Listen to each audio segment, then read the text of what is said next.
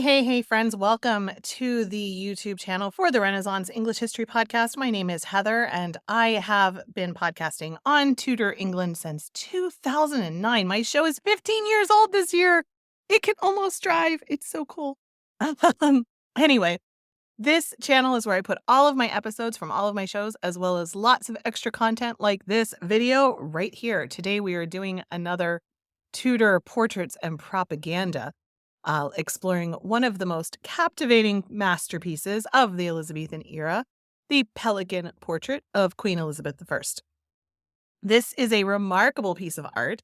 It currently lives in the Walker Art Gallery in Liverpool, and it is a testament to the grandeur and complexity of Elizabethan England and all of the propaganda that Elizabeth was such a master of using.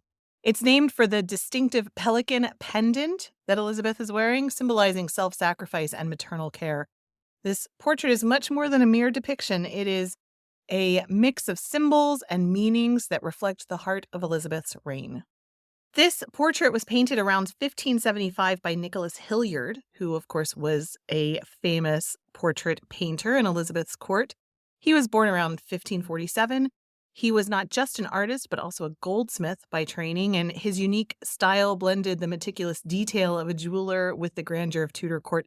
It's one reason why he was so good at painting miniatures. He captured the essence of the era in each brushstroke.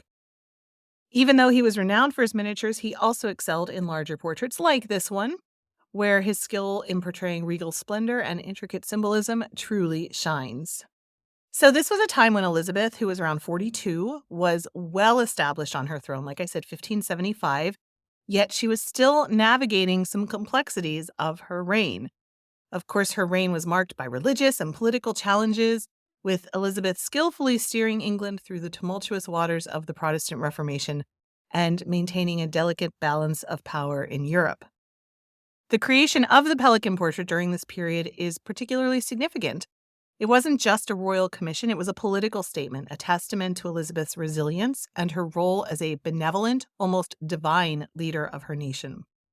The portrait is rich in symbolism and regal bearing, reinforces her image as a powerful yet caring monarch, akin to a mother nurturing her children.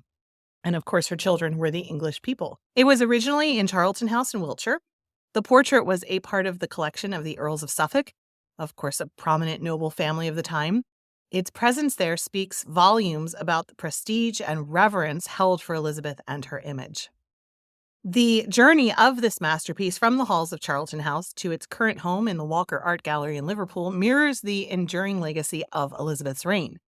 By the time that the portrait reached the art gallery in 1945, donated by E. Peter Jones, it had become not just an artifact of the past, but a beacon of Elizabethan history, offering viewers a window into an era of intrigue, power, and unparalleled royal splendor.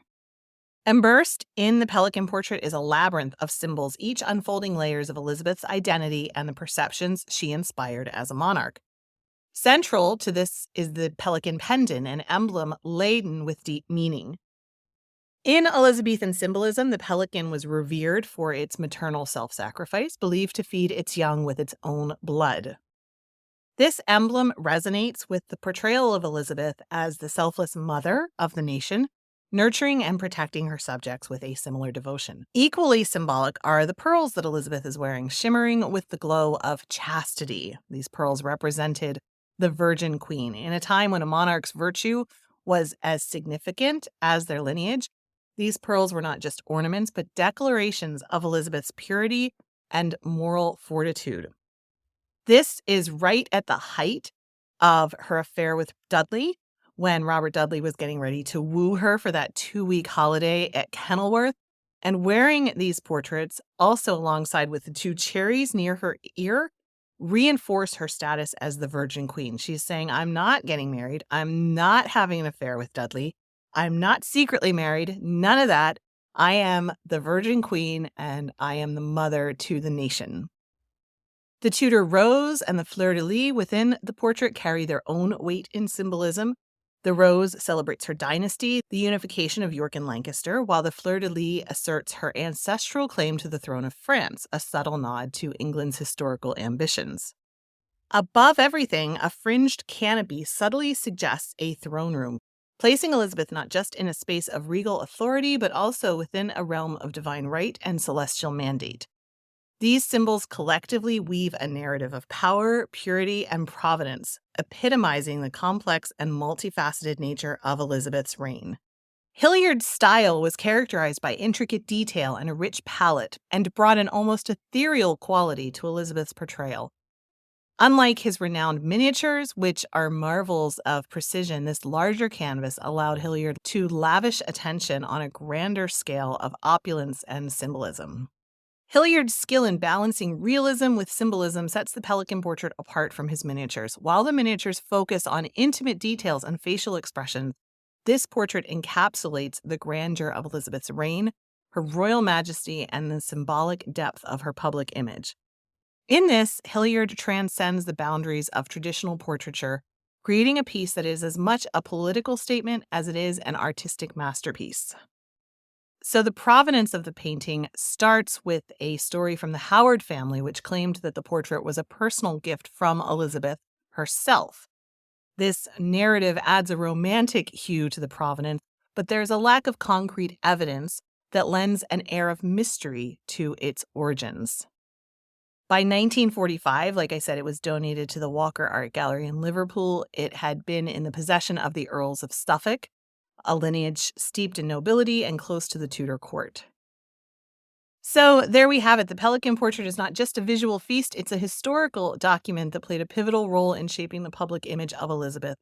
In this masterpiece, Nicholas Hilliard masterfully blended realism with rich symbolism, creating a portrait that was more than a likeness, it was a narrative.